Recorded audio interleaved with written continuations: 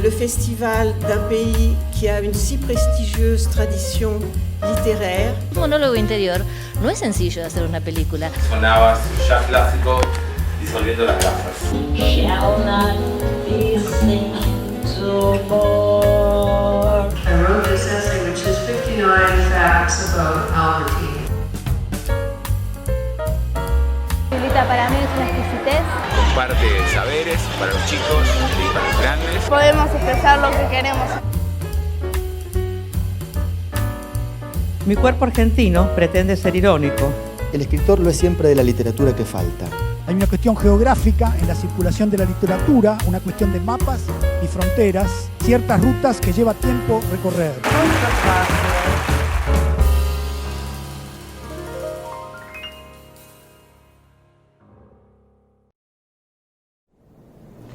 Hola a todas y a todos, bienvenidos a este FILBA 2020. A continuación vamos a ver una entrevista a la gran autora norteamericana Siri Hustvedt. Estamos muy pero muy felices de que finalmente Siri Hustvedt esté en este festival. Ella es autora de muchísimos libros de ficción, de no ficción, Recuerdos del futuro, Todo cuanto amé, La mujer temblorosa son algunos de sus títulos que están publicados por Seix Barral actualmente. Ella va a conversar con Eugenia Sicabo, socióloga, periodista, sobre todo una gran lectora. Así que esperamos que disfruten mucho de esta charla. Agradecemos a la Embajada de Estados Unidos en Argentina por darnos la posibilidad de que Siri pueda participar este año del festival. Recuerden suscribirse a este canal de YouTube para ver las actividades que quedan de FILBA y también las que ya pasaron. Recuerden que las pueden ver cuando quieran. Y también los invitamos a comentar esta entrevista y el resto de las actividades que estamos haciendo en el festival con el hashtag FILBA 2020. Así que los dejo con Siri Hustvedt. Muchísimas gracias. Hi, Siri. Nice to be talking to you. It's a pleasure for me. I'm really happy to be here in our strange new COVID reality, but I'm delighted to be here. In this strange here, whatever here it is, in this pandemic world, but I'm still delighted. Yeah, me too. And I see you very well, so that's the important thing. Yeah, it is. In your latest book, Memoirs of the Future, which I have to tell you I love, you recount your experiences as a newcomer to New York in the late 70s when everyone you knew used to call you Minnesota, something that I didn't know before. And one of your themes is the invisibility of women in the field of art. You deal with it in Blazing World, when a woman artist hides behind 3 male artists so that her work is recognized. And in Memoirs of the Future, you recover different female figures from literature, but also from other arts. And I guess many of us, or at least me, know their names for the first time because of your novel.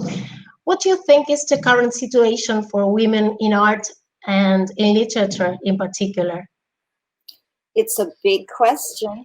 I think that it goes on, what I call the masculine enhancement effect and the feminine diminishment effect, because there's something about the idea of masculinity and power that is deeply present in certainly in the West and elsewhere, but Western culture is obviously what I know best.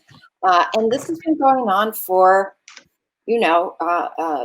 since the Greeks, and the idea that intellect, spirituality, all the higher functions, as it were, are associated with men, and the body and nature are associated with women. And because culture, the intellect, and the spirit have been so aggrandized, this has meant that women have largely been kept out of culture. And when they are inside the culture, their work is often denigrated. I think this goes on. I think there is some change. But nevertheless, if you think about something that has long fascinated me, which is that men consume less fiction than women all over the world. And they are very reluctant, especially, I have to say, heterosexual men are very reluctant to read or consume art by women. And I think that's because art is, well, it's a deeply felt interaction. And say, when you read a novel written by a woman, you have to give yourself up to the voice of the book. And by giving yourself up to that voice, it is a form of submission to the authority, literally the authority of the book. And that can feel deeply uncomfortable for a lot of men. So how do you get around that? Well, I think by becoming conscious, deeply conscious of feelings that many people don't even acknowledge. Right? I cannot tell you how many times I've heard someone say to me, I don't read fiction, but my wife does. Would you sign the book to her? The idea of asking a woman to sign her own book to a man, even that can feel a little dicey, as if the hierarchy is being overturned. This isn't discussed much, I find, but I think it's important to bring all of it out into the open. And one can have a certain sympathy with men who are feeling emasculated because they've been educated in that culture for forever, and at the same time understand how silly it is, right? I mean, it's deeply silly. First of all, books are disembodied, quite literally disembodied. I mean, books do not have breasts and genitalia, penises, and I mean, none of that is present when we read. Nor is it present when we look at paintings or listen to music. But the, hovering presence of a female writer or artist or, a composer can create in the audience discomfort and an unwillingness to submit to that art. I've never thought before about this submission thing that you talked about, this attitude of submission when you read or when you are delighted by a work of art. Maybe, I think you're right. I think you're positively right. It's that, I'm a passionate reader, and I've been a passionate reader since I was a child. And what is simple about this is that you have to give yourself up to the voice of the book. It is actually a form of possession. In literature, I think more deeply than any other kind of reading, because it is often emotional, and you're entering into the lives of other people in ways that you may never have an opportunity to do otherwise. All of our lives are constrained by, well, who we are, who we see, what we do, what class, color, sex, gender we are. And so reading literature particularly affords us an opportunity to enter both spaces and psychologies that we might not be able to enter otherwise.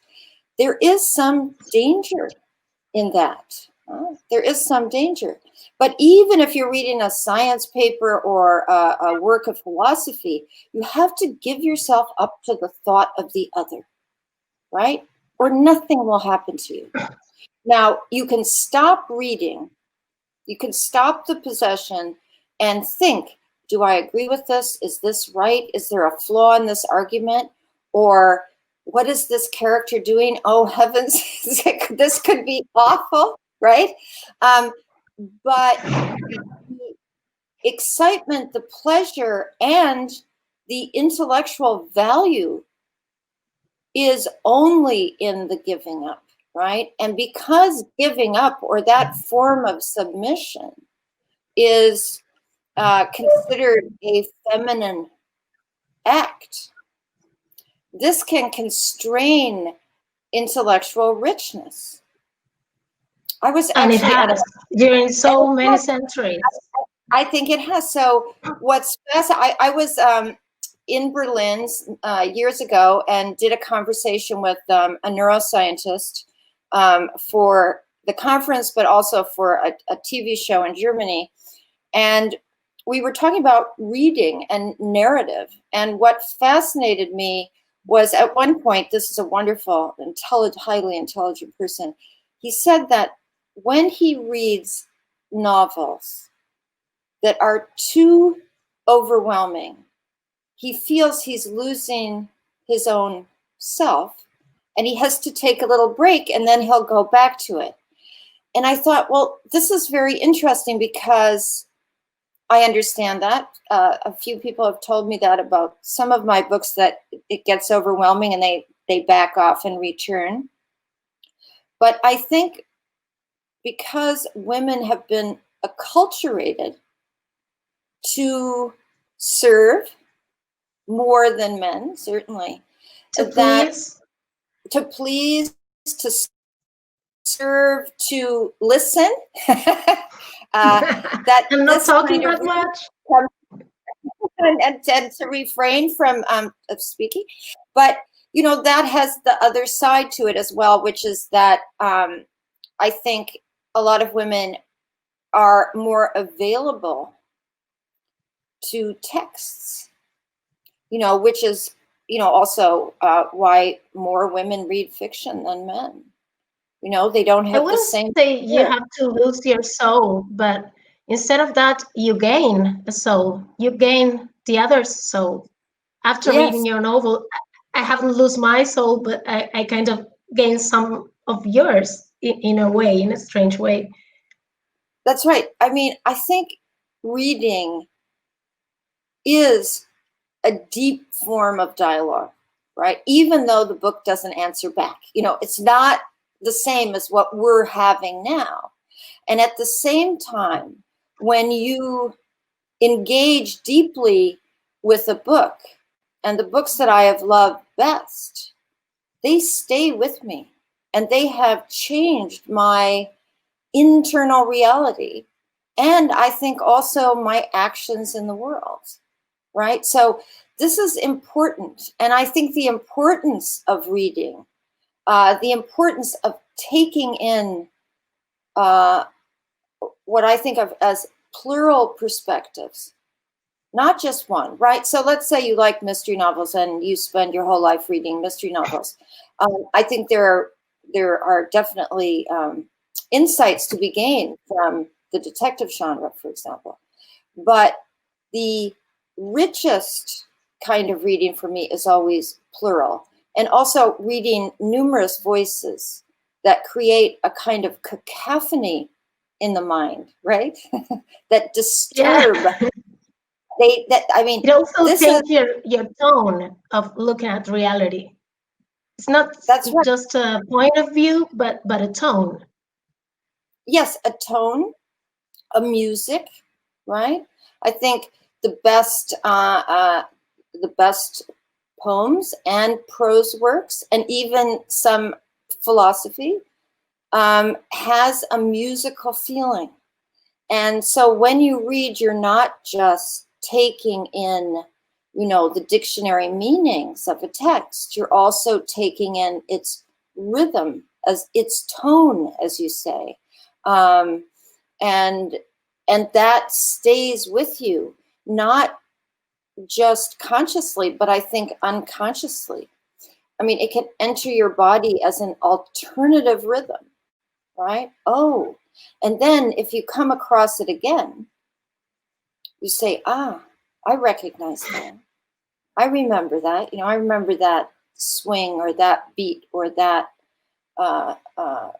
you know, that other reality. That's not my music.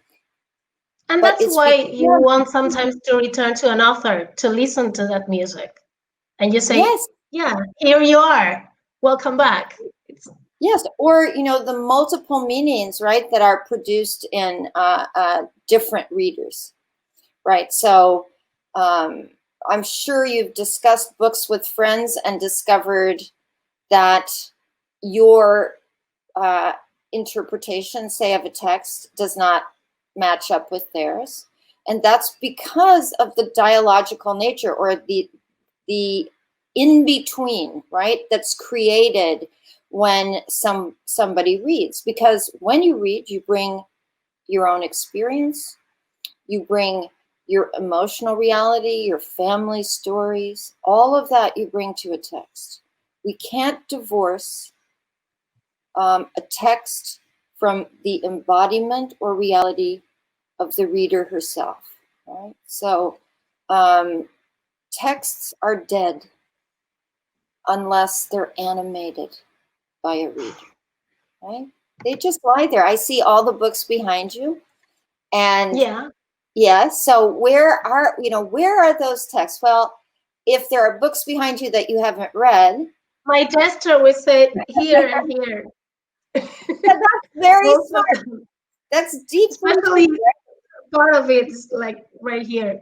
Right. So the books that you've taken in, and the books that have mattered, and the books that have mattered, by the way, are books that move you.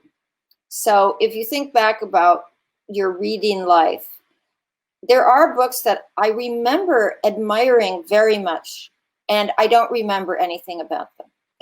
And I think it's because they didn't touch me emotionally. And in neurobiology, this has become quite clear. Memory memory is consolidated by emotion, right? So what you don't care about, you forget. You forget. And you fix what you do care about. It makes perfect sense. Yeah, yeah. So emotion is a kind of burning force in memory. And I think often people who have had great experiences with books can remember where they were. Do you have that when you read a particular book? That kind of. Yeah, I write it down in the first page. Oh, just you in do? case. I think I should do that. But I do often remember, lying on a sofa in a particular place with that particular book, and how deeply it affected me. Yeah. Well, you say something in your novel because you question who speaks to us when we read, and you give a possible answer, which is the artist and us. You said something like, I am you and you are me.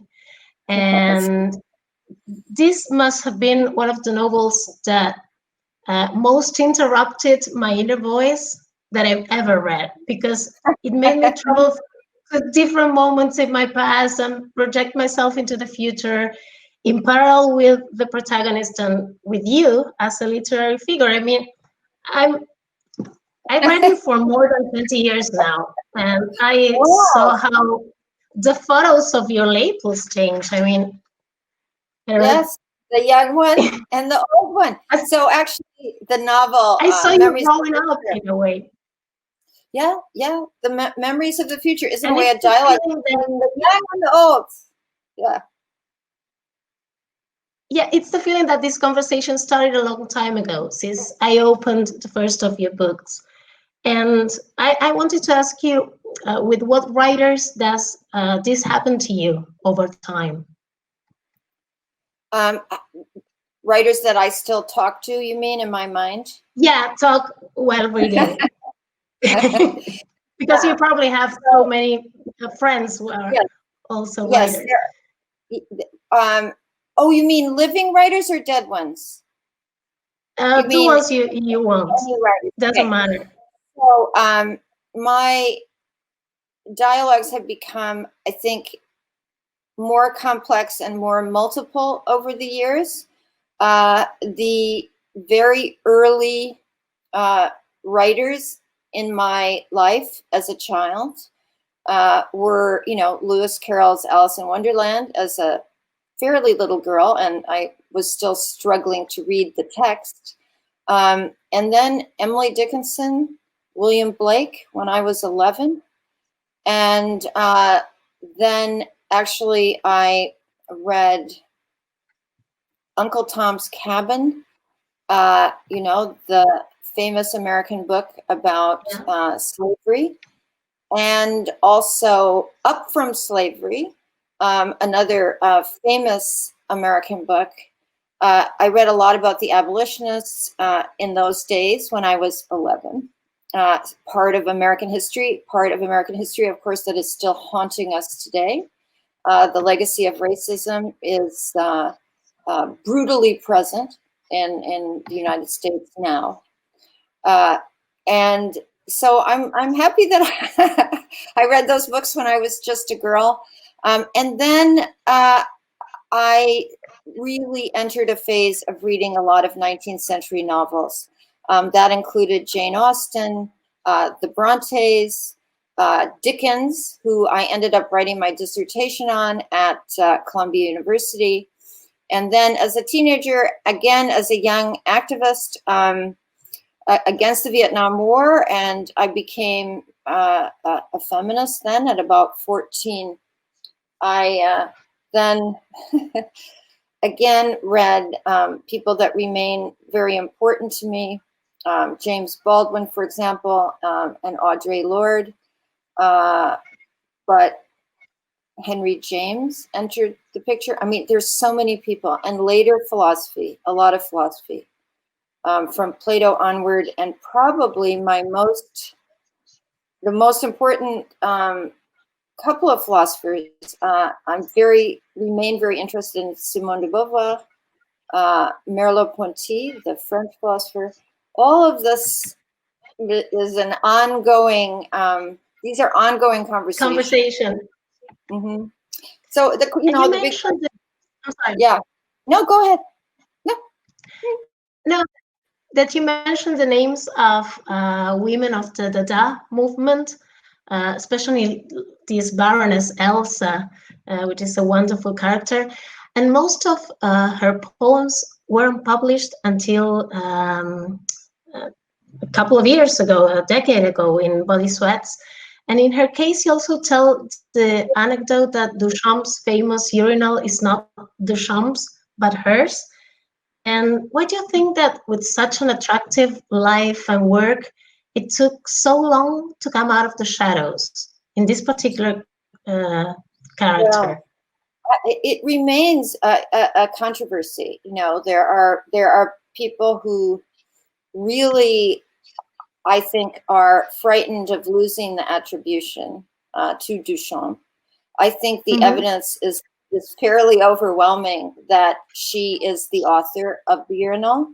But what is maybe even more fascinating is what this means for art by women, right? She was radical even by Dada standards, right? She was a trailblazer. Dada. I mean, I read about her after reading the novel. It's unbelievable. Even Duchamp, I quoted in the novel. Duchamp said, the Baroness is not a futurist. She is the future. I think he knew, and you know, she was noticed, but people were, I think, terrified of her. She embodied, you know, a kind of art aggression that really scared people. And I think continues to scare people. And what do you do then? Then you make it ridiculous. You make it unimportant. You ignore it. This is a powerful political tool. Ridicule is very strong. And if you look at, you know, the history of women artists, this is often what has happened. I mean, her reputation has been recovered somewhat, but I don't think it hasn't approached what is her due as a groundbreaking radical Dada artist of the period who made both visual art and wrote poetry that that is original. So we have to work on getting her back. Well, you made me know her. I didn't know anything about this this character before your book. Yeah, she remains very obscure. I mean, when book tour was still a reality, and I was traveling for the book in Europe, I would always ask, you know, the audience, how many people knew about Elsa von Freytag-Loringhoven, and you know, there would maybe be 2 or 3 hands that would go up in an audience of a few hundred, and that tells you that is the level of her obscurity. And this is the level of masculinity and power and patriarchy. I mean, you know, it's so obvious. It's right there. It is. It's obvious, but it bears repeating that in a way we have to always ask ourselves, who is telling the story? This is a question in the novel as well. Who gets to tell the story? Who is narrating? And in the first paragraph of the novel, it's not I, actually, it is a narrator. And I just have to tell you, I wish they had, but nobody called me Minnesota. I made it up. Yes, I'm sorry. I was so happy with that nickname. Yes, I'm sorry. You're killing my fiction. Make fiction fiction again. I know. Well, anyway, but she says, what I didn't know then, and I know now, is that as I wrote, I was also being written, right? So who is writing? Who is telling the story? So I think we, all of us, you know, in various ways, are being written by the cultural fictions that are very much alive in the world, right? And one of those fictions is what we were talking about earlier, and that is that men have a much greater allowance to speak. I mean, and this goes really, this is quite cross-cultural. I mean, I feel it in at, you know, psychiatric conferences, neuroscience conferences. It is men who ask the first questions, who take up more time, and the women generally lag behind because the power structures as they are do not allow for the same openings for women. And then, you know, you have the whole class and color thing. So Black people, brown people, people who have not been invested with the power, also shunted away. And I think we have to remember that, I mean, this is hardly an original comment, but that misogyny and racism go hand in hand. They do. They always did. And in your book, you name many women as your childhood heroes, like Joan of Arc or Florence Nightingale, Jane Eyre. Did you have them as heroes already in your childhood, or did you rescue them now for the book? No, they were definitely heroes. And when I was, again, really, I suppose there came a moment when I could read what I thought of as small print, you know, little tiny printed books. Of course, that had nothing to do with that. It had to do with making a certain cognitive leap that children do around, you know, 11, 12, 13. Suddenly more abstract ideas become available to you because, well, you're maturing. So I was very attracted to biographies, many of them, you know, written for young people, about women who had done great things, right? So one of my early heroines was Harriet Tubman, a former slave who was active in the Underground Railroad, getting escaped slaves to the North. And I, you know, I vividly remember the covers of some of these books written for children, you know, and, you know, I think some of these stories were romanticized. There, you know, you have to return to the lives of these people because, you know, you learn more. But yes, I read Florence Nightingale. I read all of those people. And in fact, despite what I told you earlier, that Minnesota was not my nickname, the parts of the book that are about the child reading and writing are very much borrowed directly from my own life. And I assume also your political points of view are yours, also your characters. In your book, you and your mother, or your character's mother, ask, is it possible that Trump is a president?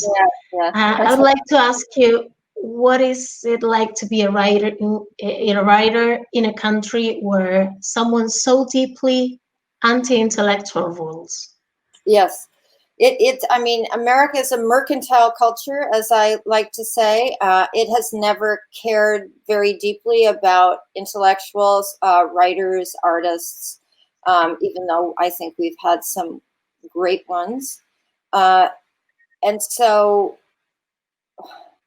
my husband and I and a group of other writers have founded now Writers Against Trump. This just happened in August. And we are organizing up to and beyond the election, depending on what happens. I think the United States at the moment is in a political emergency, not just a biological emergency, which we are also in. And that we are in danger of becoming an authoritarian country. If Trump is reelected, or if the election results are not respected. So this emergency right now is actually taking up a lot of my time organizing events.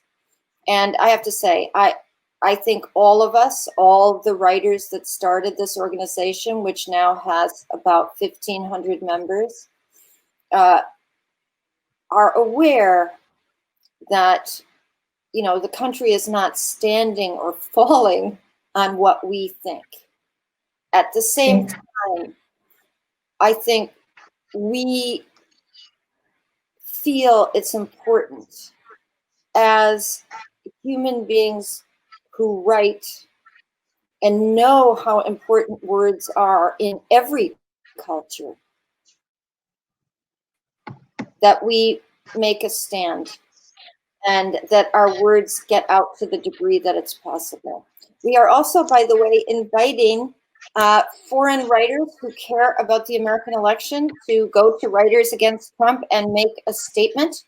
And we will post it about why the US election is not important only for domestic politics, but actually for global politics.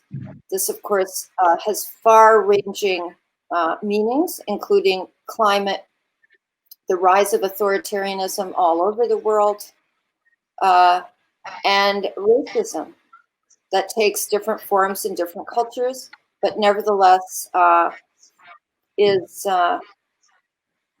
everywhere. And nativism is on the rise. Strong men are on the rise. And so I think this is not merely a domestic or provincial American problem. It's not. And what do you think is the place of writers in the political debate? Do they have space in the public opinion as intellectuals? Well, as it used to be? I think less and less. The United States has never had room for many voices. You know, there have been what are called public intellectuals. Susan Sontag, for example, was definitely a public intellectual. She was noticed. Noam Chomsky, of course. Exactly. So we have had a number of them prominent and have a legacy. They left a legacy. But, you know, I could be blinkered by the present, but I am not hearing those authoritative voices, intellectual voices, in the same way that I think that they had more room in decades past. I think there's a great suspicion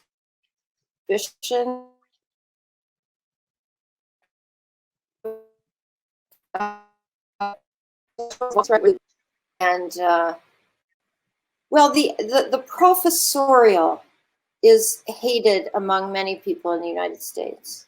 Hated, right? Yeah, I think it's hated. You know, there's something in the American, you know, maybe I should say the white white male American pioneer's soul that is resistant to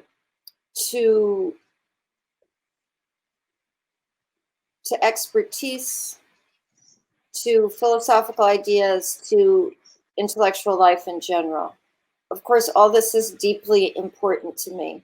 And I think that one of the failures of American discourse, cultural discourse in general, is the failure to get to the deep issues, the really deep issues. You know, for example, what is power, right? What is the self, right? To what degree are people swayed by the context of where they're living, not just who they are. Right? How do we think about individualism versus the collective? These are questions that should be constantly discussed. Can you hear me? I'm sorry, I lost your answer. Yes.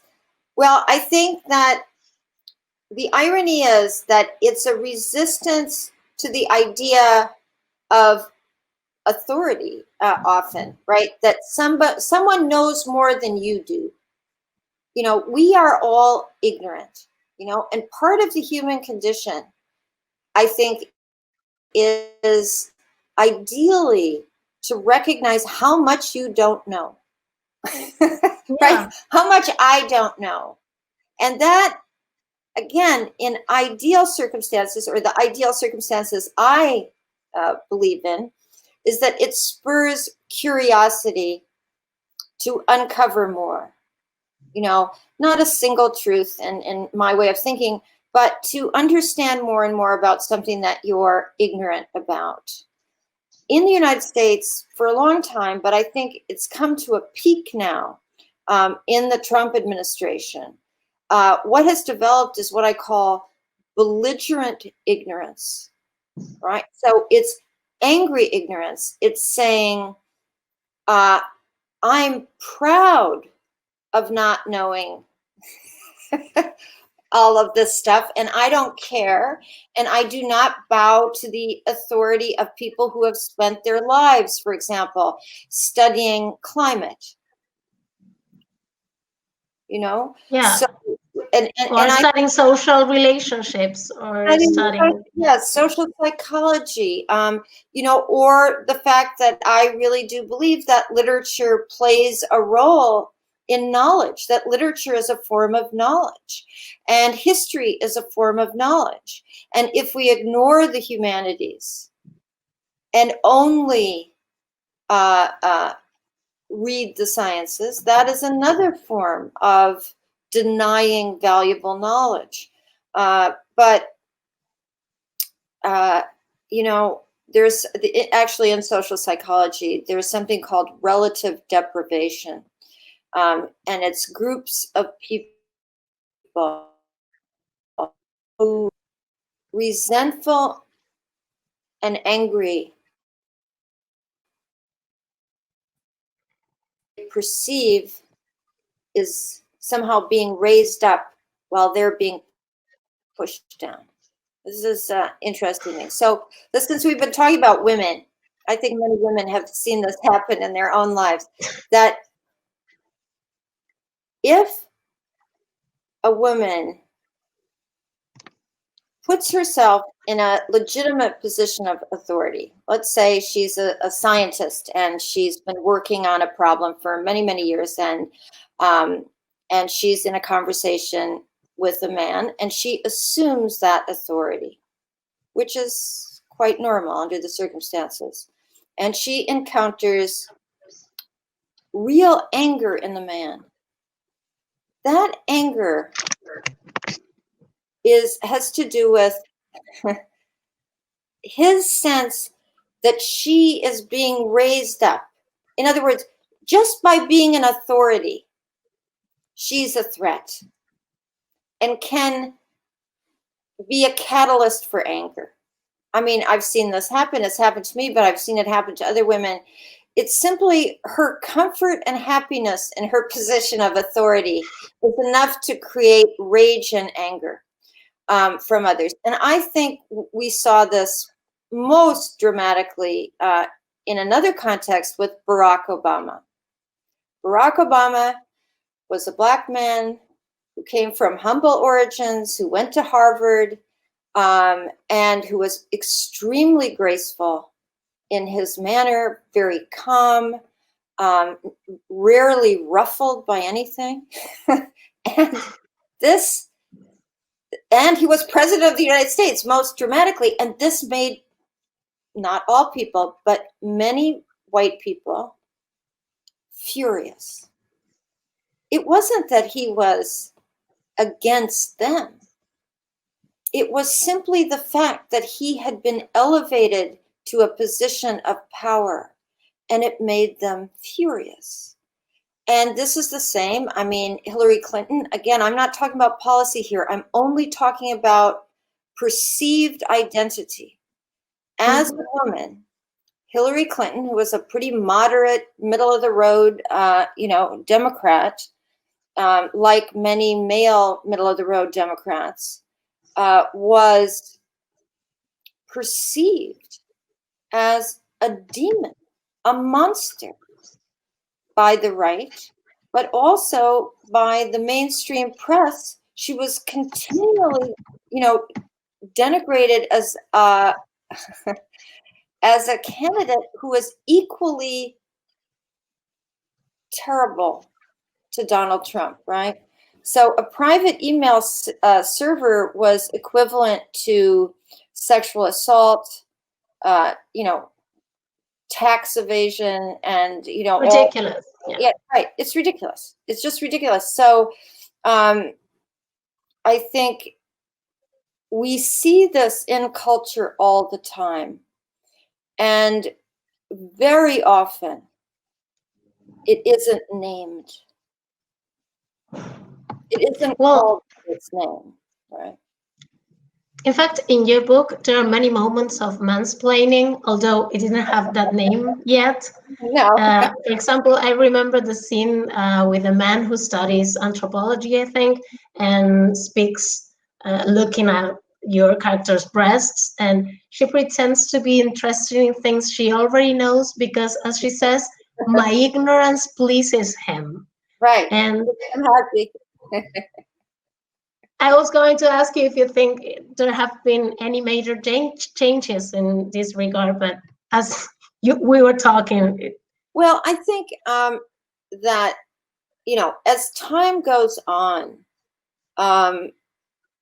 you know, women, since we're talking about women now, have understood the value of open speech, right? What many women have done over time is just thought, oh, I'll just let it go, you know, for multiple reasons. You don't want to make a scene, make a fuss. You don't want people angry at you. You don't want to be punished for what you believe. And I have found in my old age, and I think the dialogue between the old writer and the young writer in the novel is very much about this, that if you sit on yourself for years and years, or worse, if you don't understand that you're actually enraged about what's been happening to you, this distorts the human personality. This is really a bad deal. And there are moments in life when it is really important to speak out. Now, often there is some punishment involved. It's usually what I'm talking about here, and most of the book is not about physical punishment, but social punishment. You know, we don't like you. You're not nice. You're not being a lady. You're too bright. Right. You're a very opinionated person. That's right. All of that.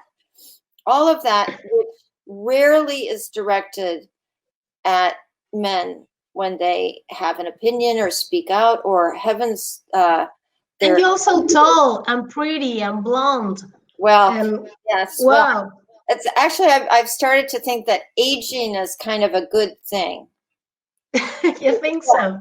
Yeah. Well, for me, I think because, you know, you lose your pretty self, and that loss, you know, which has well, the pretty self of youth, but not the pretty self. No, well, I know, but the fact is that external reality is something that haunts women much more than men, right? So that if you're perceived as a pretty woman in the world, the tendency to condescend to you is pretty strong. I mean, there are other features too, right? I think being a really tall woman has been helpful because I tower over a lot of people, and this is an advantage. But, you know, very small women, all of these physical characteristics play a role in how you're perceived. We perceive through types. You know, we are primitive in that way. We have expectations about how the world works, and we often slide the world into those expectations. We are biased creatures, all of us. And the way we can get out of that is always to reconsider. Or as Hannah Arendt said, you know, we have to try to avoid thoughtlessness, right, about ourselves. We were talking about violence before, or many forms of violence, and in Memoirs of the Future, you narrate how Minnesota suffers an attempt of rape, and how a neighbor and her friend save her. She says, "A broom and 3 women saved me." And she wonders what the one who wanted to rape her thought when they threw him out and returned home. And I had never thought of that point of view, because she continues to regret retrospectively, as if she could have foreseen it, why do you think many women feel it is their fault while men feel no guilty or responsibility at all? Yeah, I do think this is a deep question. It's something, of course, that we know from research, how women have a tendency to blame themselves. I do think this is part of a cultural narrative that has assigned to women the blame for male heterosexual desire, right? So that women, so let's say I'm really attracted to a man. I feel, sexually attracted while I'm Let's sitting. rape him. Then, it's not our fault. But I would never dream of saying that he made me do it, right? That if I then, reach out to kiss him or make some overture and the man,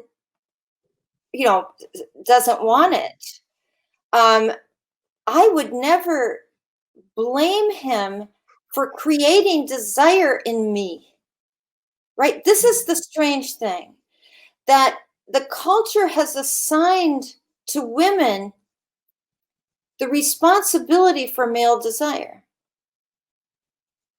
That is really sick. Never thought about it. I'm just right. So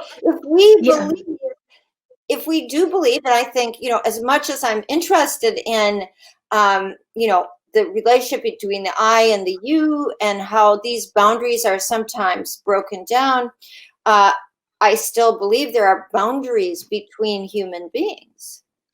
And the idea that, let's say a woman is wearing a short dress at a party and she's then sexually assaulted, and somehow it's her fault because her legs look too good to the man.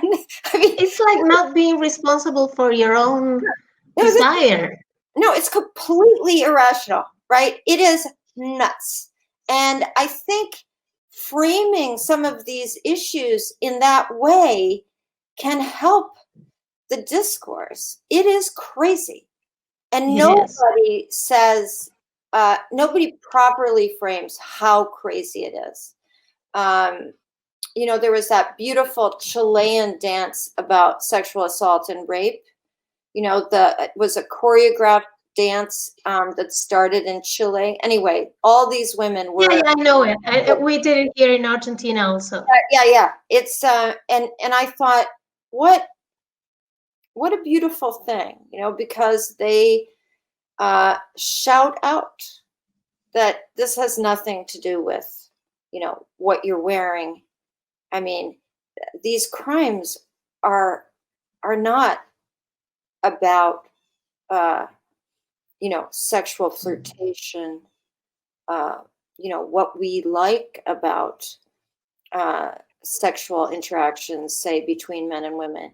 This is about power and often about punishment. Who do you think you are? And entitlement, right? Yeah, once again. The fact that I desire you is your fault. I'm gonna stick with that idea in my mind, because when you phrase it like that, it's so clear. I mean, it's not. Yes, I think that's it. But women too, we all, I mean, not all, I can't speak for all women, but I know in myself that, say, after even a minor encounter, I mean, one of the reasons I put that anthropology student in the book is that I had many encounters of that kind. And, the narrator does say, it wasn't just one man, it was all these men. And they kind of joined together in my memory. Men who not only mansplained, as the saying goes, but felt that that you owed them something. You owed them your attention. You owed them your smiles, your reverence, You're looking up to their authority, and that when they didn't get it, they could be very angry. And that anger is a big problem. In many when Minnesota's friends advised her to buy a knife, I remember the book King Kong Theory from Virginie Despentes, in which a girl is raped while she has a knife in her jacket pocket, and all she thinks about is, please don't find it, because it could be a weapon used against her. In the case of your character, it's different. It empowers her. Even if she's not very skilled with the weapon, we must say. No. Did it ever occur to you that it could be a weapon used against this character instead of something empowerment? Yeah, I think, the knife is more symbolic than actual, right? So I thought of the knife as the rage, the anger that this character was not able to articulate until, later in her life. I mean, she's afraid of that knife because I think she's afraid of her own aggression. And so the arc of the book is that she is able to recognize, I think, at long last, her own anger and her own legitimate anger, right? That the anger she feels is not illegitimate, but legitimate. And then, in a way, the knife is no longer needed because words can take the place of the knife. She becomes her own knife in a way. She becomes the knife, and so therefore, the knife is called the Baroness, and she's carrying the Baroness with her, who is an image of artistic creativity, but also an image of aggression. And it's also a phallic image. Yes, it is, of course. And I mean, there are a couple of them. So there's the key and the knife. and the key too is, unlocking or finding what the secrets are. So I'm also playing with, all kinds of literary tropes from both 18th and 19th century novels and the detective genre. The suspense here is both philosophical and psychological, but it's seen as a form of detection. She is looking for a way out of forms of pain and isolation. Speaking of Norman Mailer, a character asks in your novel, didn't he stick a knife in one of his wives? And I didn't know that, but I Googled it, and he did indeed stab his wife one night. And although he did not fatally wounded her, what do you think of the culture of cancellation, this withdrawing support of public figures if they did something like that? I'm trying, I have a daughter, Sophie Oster, and she was saying, Mom, I don't use the word cancel culture because it's become too fraught. And I can't remember what she substituted it with. Now, so here's what I think. Societies, when they're moving, when they're changing, are changing social values, right? So a very simple thing that relates to feminism is all the women who, for example, tolerated having a man rub your knee under the table and not saying, or putting the hand away, just pushing the hand away under the table, but not saying anything because it was socially bad to do that. It would create a scene, everything, and you know, who cares? So the hand just keeps going back to its spot, to the man. I think what's changed is that women feel more free to turn to the man and say, if you put your hand on my knee another time, I'm going to move to the other side of the table. I do not accept that. So that's a change in the. And probably she will say it loud. Loud. So Yeah. everyone can hear. So everybody can hear. Yeah. So he becomes socially embarrassed. That's the idea. But I was thinking about these public figures, like, I don't know, Woody Allen, or these major artists that in their private lives committed things that are definitely not right. This culture of cancellation of their work, which I'm not sure, or I'm not okay with that, because I don't want to lose these major pieces because of what their authors did. But it's a going on discussion nowadays. Yes. And I think, you know, if we're talking about, you know, what I have said, actually this essay I don't think is published yet, but it's in a book of essays that's coming out. You know, if we demanded absolute moral purity from our artists, there would be very little to listen to see, or to hear. You know, no human being is perfect. We all have moral flaws. At the same time, I think the social climate that is being created is not a terrible thing. In other words, we are adjusting to a different world where forms of casual sexism and racism and various abuses of power are not as acceptable as they used to be. And, you know, most forms of ideological thinking are primitive. I mean, and at the same time, the most subtle and interesting arguments from my point of view are not what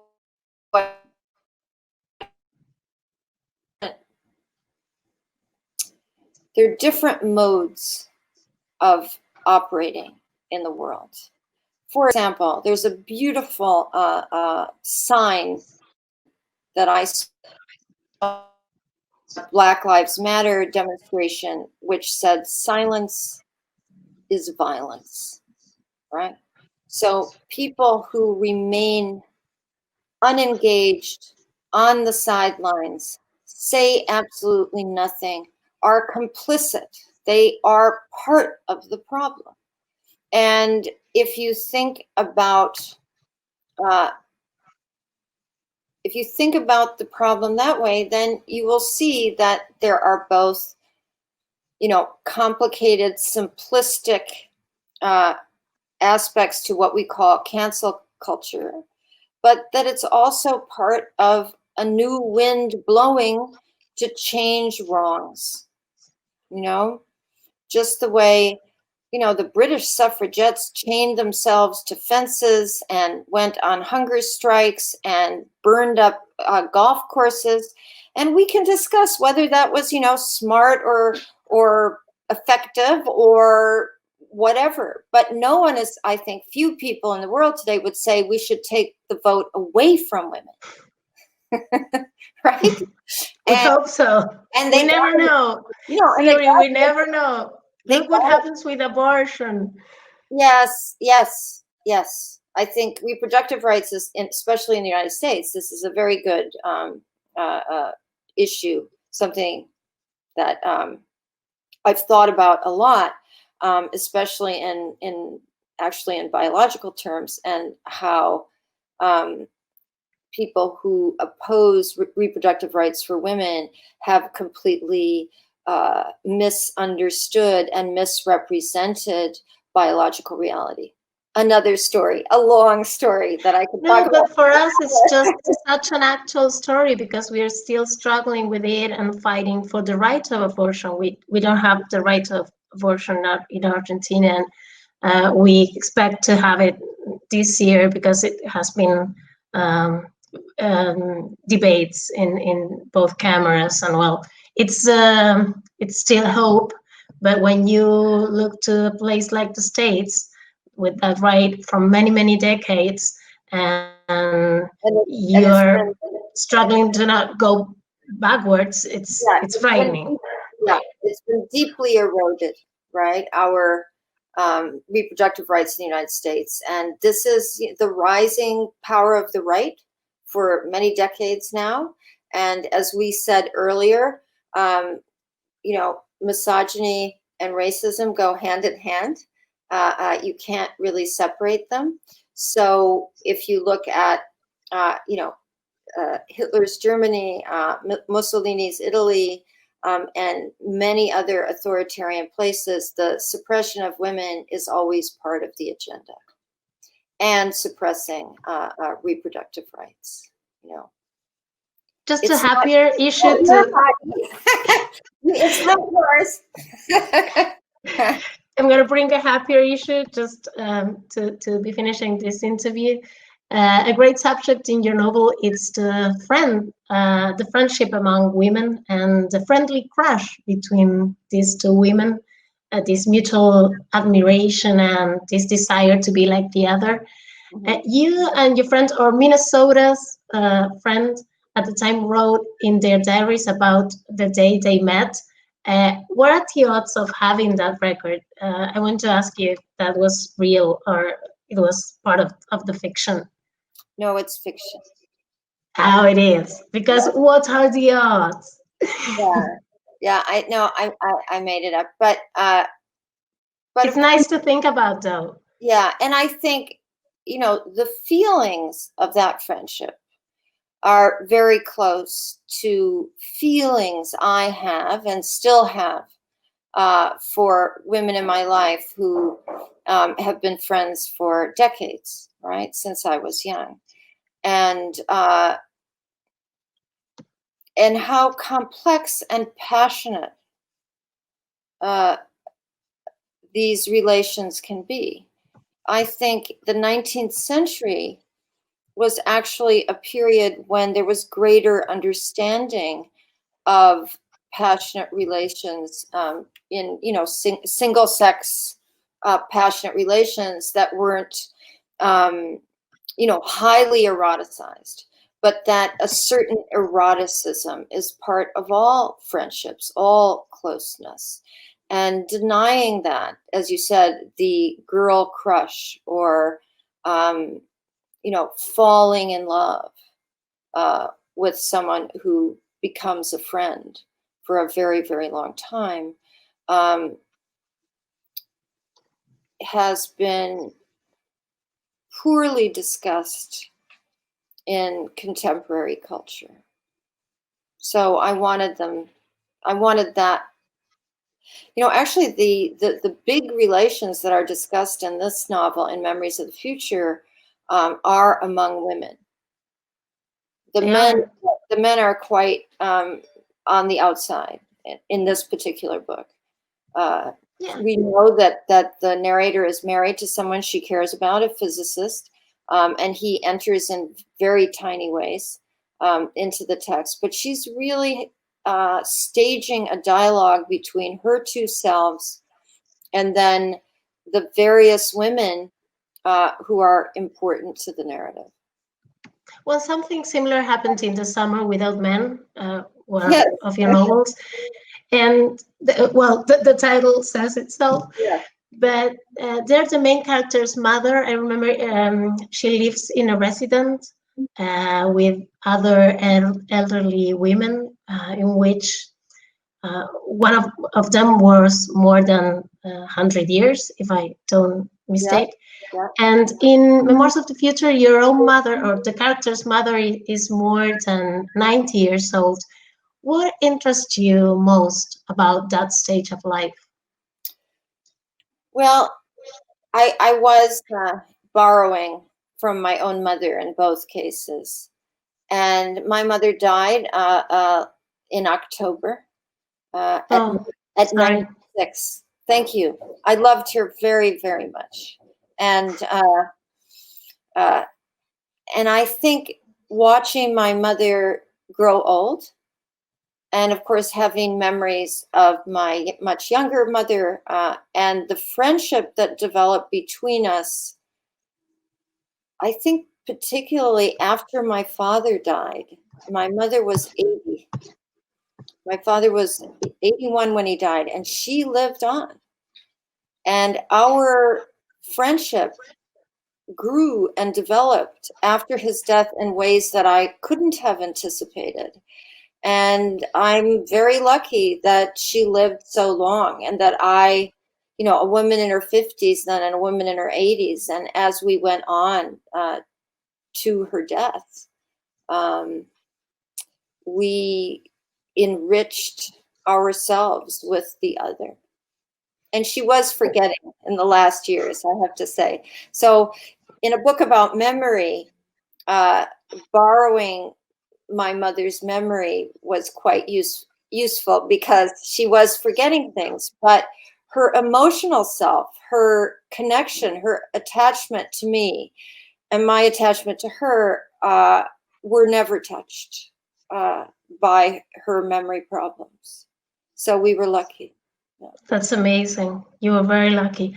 I just want to, just because you mentioned this, I want to thank you because this book, I thought this was a gift that I gave to my mom. But it was the other way around. And I found, well, rereading it, just a note of my own mother who died 20 years ago when I was 22 years. And for me, it was just a perfect circle, like finishing your other book and rereading parts of this. And it's my handwriting and her in the same book.